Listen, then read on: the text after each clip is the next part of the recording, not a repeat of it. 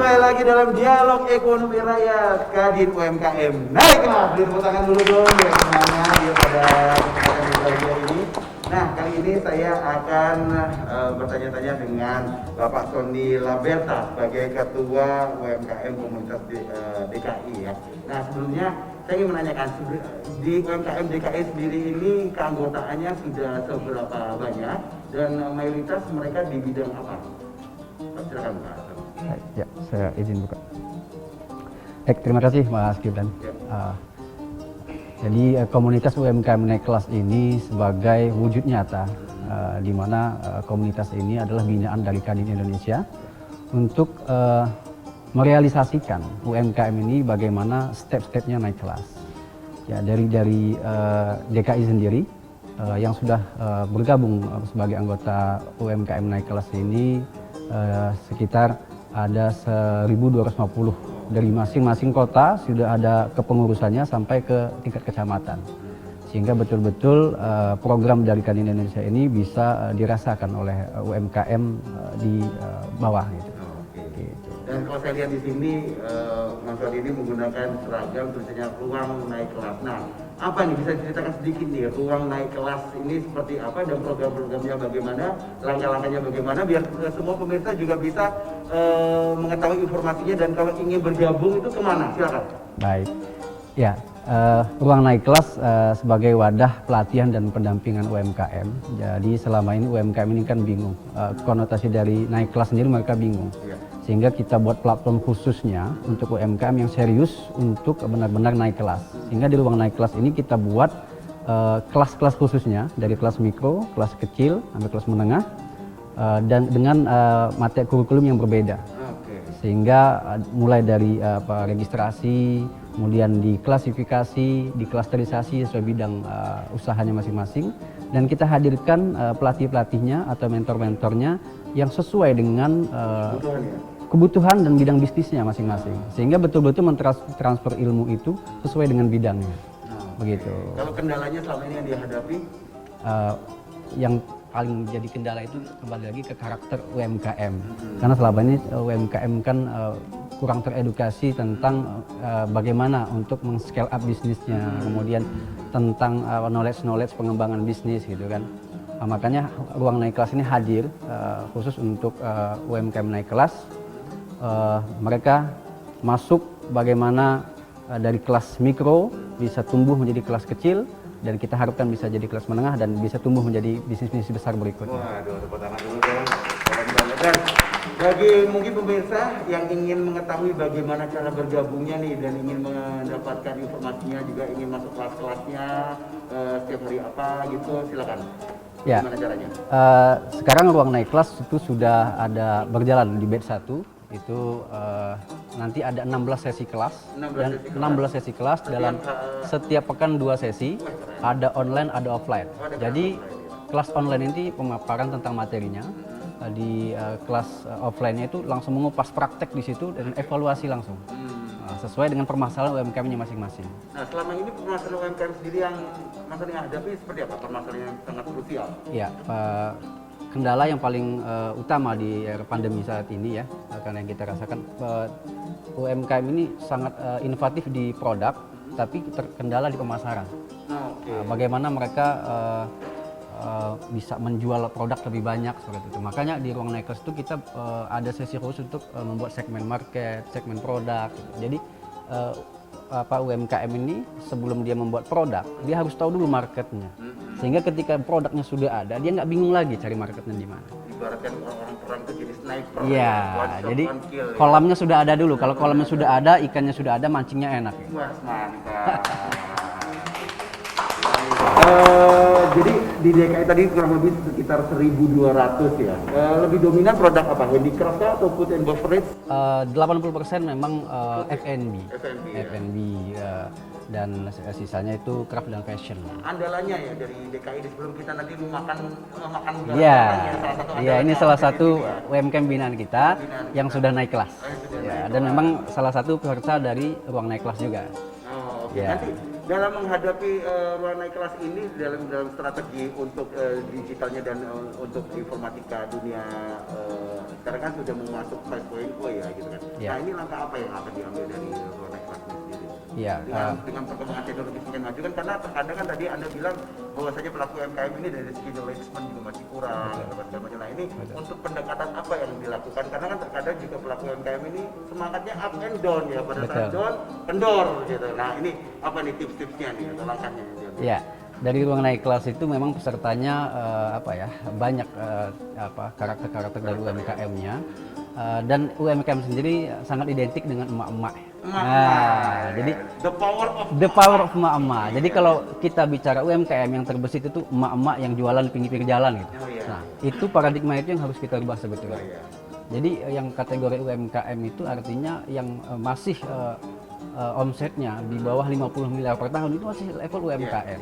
Nah, sehingga yang pertama kita pilah dulu, makanya harus ada klasifikasi. Jadi begitu dia masuk di klaster-klasternya. Jadi tentu tahap-tahapannya dari mikro, kecil dan menengah itu caranya berbeda-beda. Gitu. Oke. Nah, sekarang kita tadi sudah banyak ngulik Mas Teddy ya. Nah, ini ada yang dibawa adalah salah satu UMKM yang sudah naik kelas. Kita sambut saja langsung dengan Bang Kiki, Kebuli Bang Kiki. Nah, saya ingin banyak menanyakan mengenai sebelum kita nanti akan cobain kulinya nih. Apa sih yang terbesit bisa menciptakan makanan khas negara saya juga nih maksudnya. Bisa akan ceritakan awal mulanya perjalanan sehingga melahirkan produk Bang Kiki nih. Ya, oke. Terima kasih Mas Gibran. Kebuli dasarnya itu sebenarnya bukan dari Arab. Gitu ya.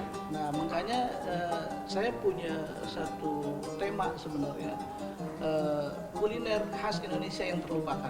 Oh, gitu ya. Di antaranya adalah kebuli. Kebuli. Oke, sedikit kita flashback bagaimana kedatangan kebuli di Indonesia. Kalau kita umroh atau pergi haji, kita cari di Saudi nggak ada yang Nggak ada kebuli. adanya nasi mandi, biryani, kapsa, bukhari. Begitu. Kebuli dicari dari ujung gunung sampai ujung gunung nggak Nggak ada. ada, iya benar. Yang ada di Indonesia baru kebuli. Kebuli. Jadi sejarahnya sedikit sejarah versi saya. Nanti kalau ada versi lain silakan. Iya, iya. Jadi dulu pedagang Gujarat datang ke Indonesia lewat Sunda Kelapa. Mereka bawa beras yang namanya basmati panjang-panjang, betul ya? Betul.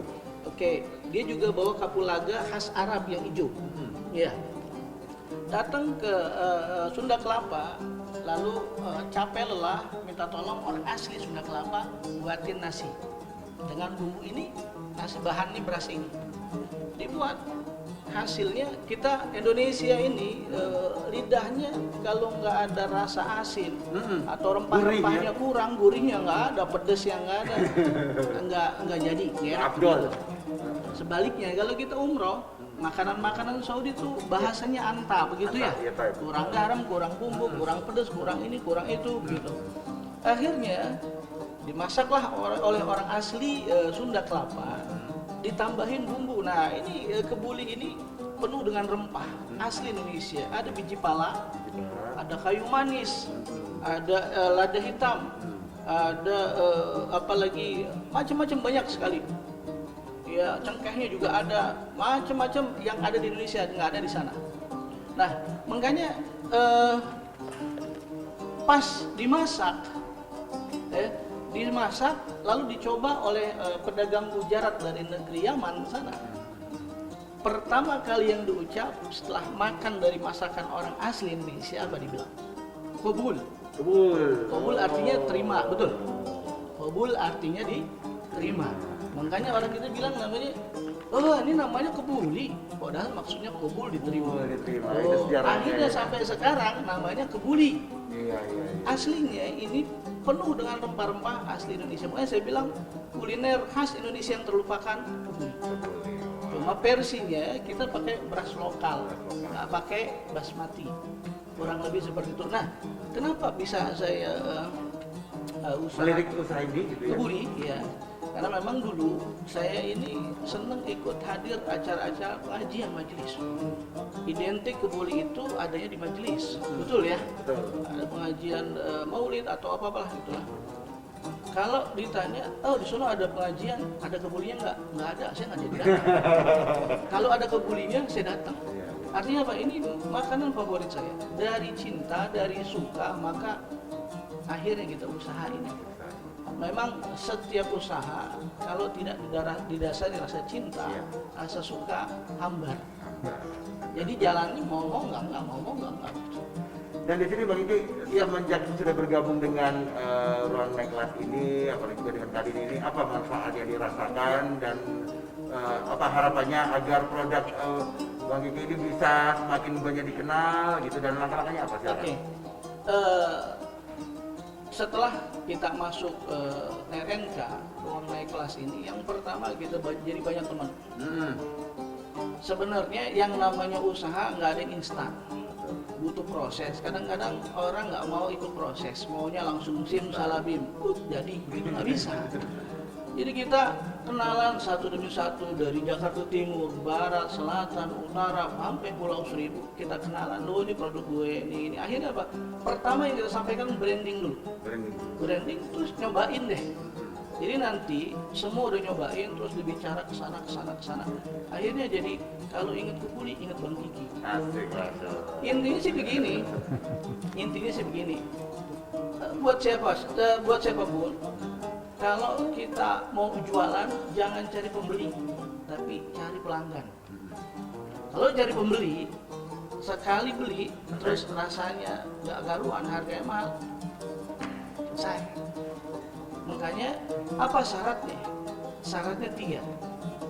Bukan cari pembeli tapi cari pelanggan. Syaratnya 3. Yang pertama, kualitas. Pasti. Ya. Kedua, rasa. Kualitas dan rasa itu sama sebenarnya. Kualitas, pelayanan, harga. 3. Kualitas, pelayanan, harga.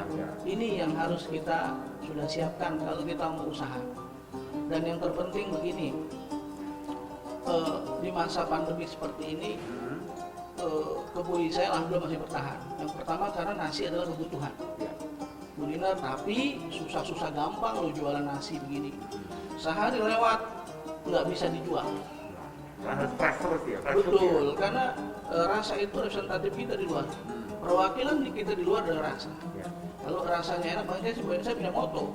Di situ moto kita nggak enak nggak usah bayar. Nah, udah makan 2 piring bilang nggak enak. Bohong. Nggak mungkin. Nambah lagi ya. Nambah lagi. Pakai dagingnya. Di sini menunya ada apa saja Bang Iki? Banyak. Kita ada kebuli kambing pasti tuh, ya, yang namanya kebuli identik sama kambing. Kambing juga ada 3, kambing goreng dendeng, kambing balado, kambing bakar. Oh, yang paling favorit kambing bakar. Ini udah siapin kambing bakar. Masya Allah. Dan kita lihat juga ada kerak telur dia, DKI banget Oh, ya. ya. Ya. Ya, dan kita lihat tadi dengar juga sejarah dari Kebuli, saya baru dengar juga sejarah dari ini. Memang Betawi ini kan juga merupakan perpaduan budaya dengan budaya Arab juga gitu. Betul. Baik, intinya banyak banget yang kita bakal bahas, tapi kita sepertinya harus rehat sejenak, ya. Baik pemirsa, kita akan kembali lagi tentunya tetap di Dialog Ekonomi Rakyat Kadin UMKM Naik Kelas.